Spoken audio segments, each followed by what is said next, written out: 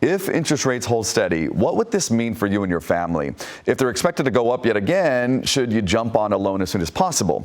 Joining us live this morning is Suzanne Seini, CEO and owner of Innovate Realty in Irvine. Suzanne, nice to see you again. Good morning.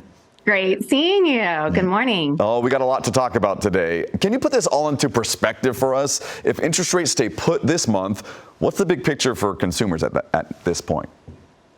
Yeah, it's a great question. The good news is that if interest rates do stay the same, which, as you mentioned, experts do think that that is going to happen, we may actually see a slight decrease in rates because the banks anticipate that rates are going to go up, that Fed's going to raise the rate. So if it stays the same, we may actually even see a little decrease in rates. Oh, okay, that's interesting. But then that could be short-lived because, right, going into next month, they say that they're probably going to increase rates. So what would that mean for us? Well, I think at the end of the day, regardless, rates are really high. It doesn't matter if they slightly decrease. As you mentioned, they're higher than they've been in decades. So rates are really high. So what does that mean for the consumer? You know, what are the options out there? And you really have to get creative. So there's a few things coming.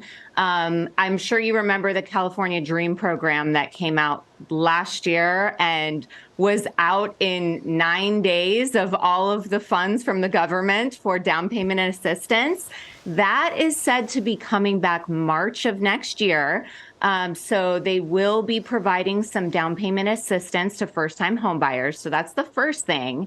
The other really important thing that I think consumers don't necessarily know about, at Innovate Realty, we work with investors like Buy House. They're trying to sell their inventory. They're actually willing to provide buyers with a permanent buy down on their interest rate. So that way they qualify for a rate in the low sixes. They can still get an affordable rate at this time.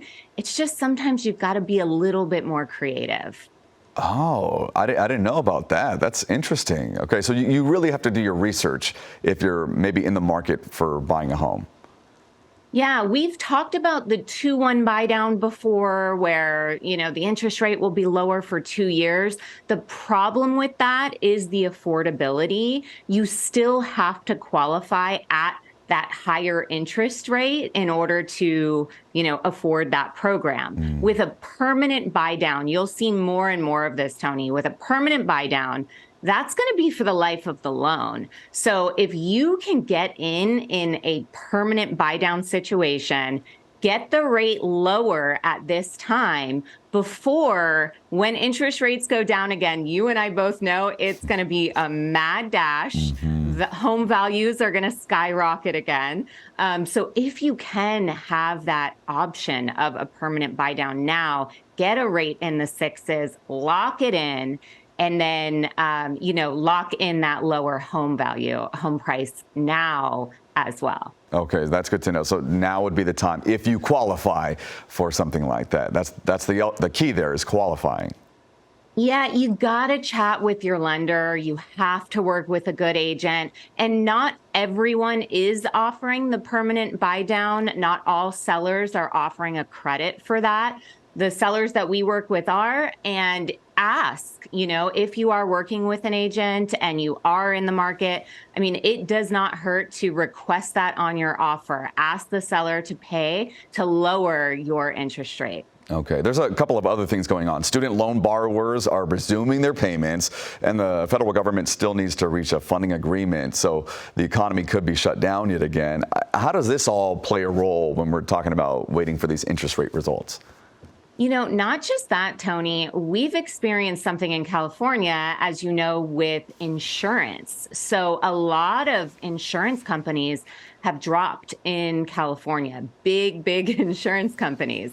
So insurance rates due to the high fires have gone up quite a bit. So that affects affordability as well. So the bottom line is, we don't know where things are going to go. I do anticipate probably Q1, Q2 of next year that we will see rates go down.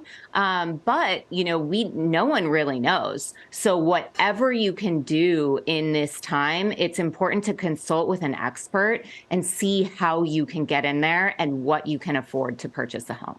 Okay, that's interesting because since the pandemic, I feel like there's just been so many changes, especially when it comes to real estate, that I can't keep up. It's difficult, but you always break it down for us. So thank you so much for that. Anytime. There we go. Suzanne Seini, thank you again for all that insight.